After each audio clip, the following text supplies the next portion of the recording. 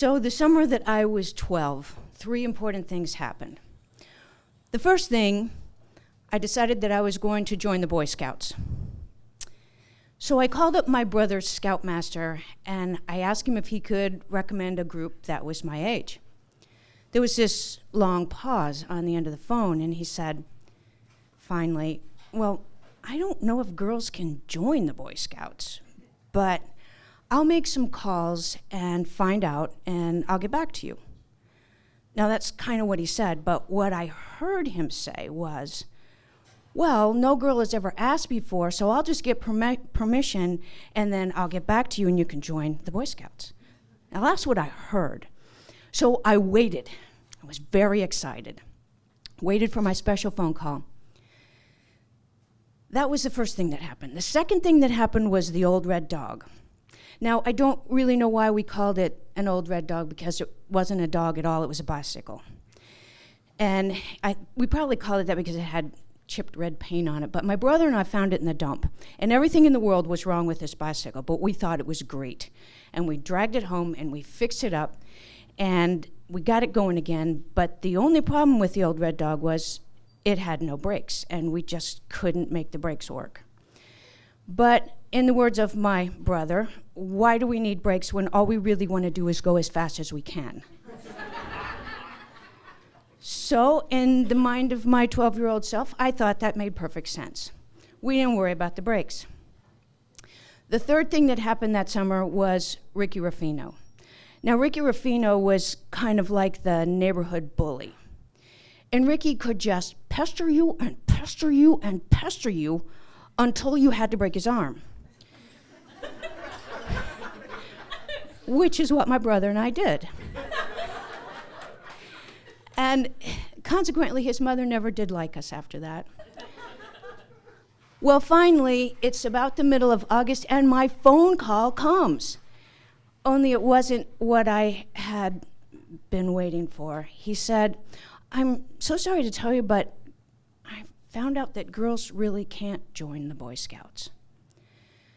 Well, I was so disillusioned, and then I was furious.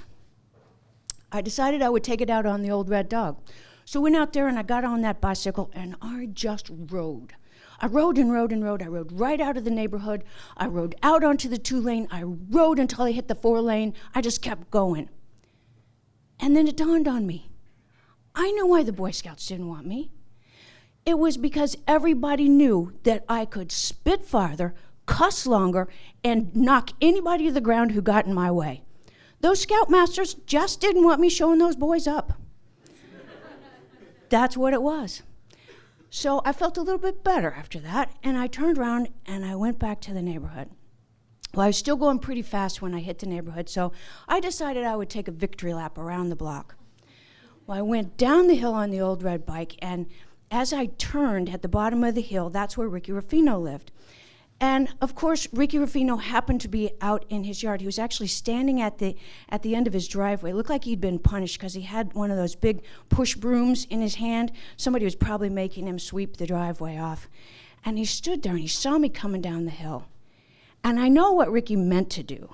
He meant to throw that broom, handle end first, out into the road so that I would have to swerve around it. But that's not what happened. He threw that broom out there, and he got lucky. It went right in between the spokes of my front tire. And of course, I couldn't turn. I went right up onto the curb, went through his front yard, and was headed to his side yard when I hit this little dip in the yard. The old red dog went one way, and I went the other way, and I just flattened a big old giant azalea bush. Well, I came up out of that bush, and I was kind of poked with branches and scratched, and I had a gash on my chin. I still have the scar from it. But the worst thing about it was I really thought I broke my leg. My leg was just killing me. I could barely stand up on it. And I hobbled over to the old red dog, and it was done. It had run headfirst into a hickory tree, and the frame was bent and cracked. I didn't even try to pick it up. I just walked out to the sidewalk. I was kind of hobbling along pretty slowly, and out of my peripheral hearing, I heard Ricky's mom. She was over there fussing about her darn azalea bush. She must have gone also and picked up the broom, because when I looked at Ricky, when I looked up from hobbling along, I looked at Ricky, and he had that broom in his hand. She must have given it to him, and I heard the door slam, so I knew she was in the house. And he's standing there with that stupid broom, and the broom is all busted up now, too.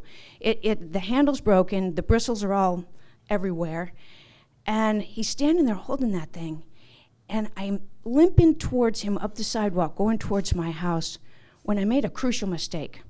I looked in his eyes, and in his eyes he had that, ha ha, I beat you look. I'm like, fuck that, man.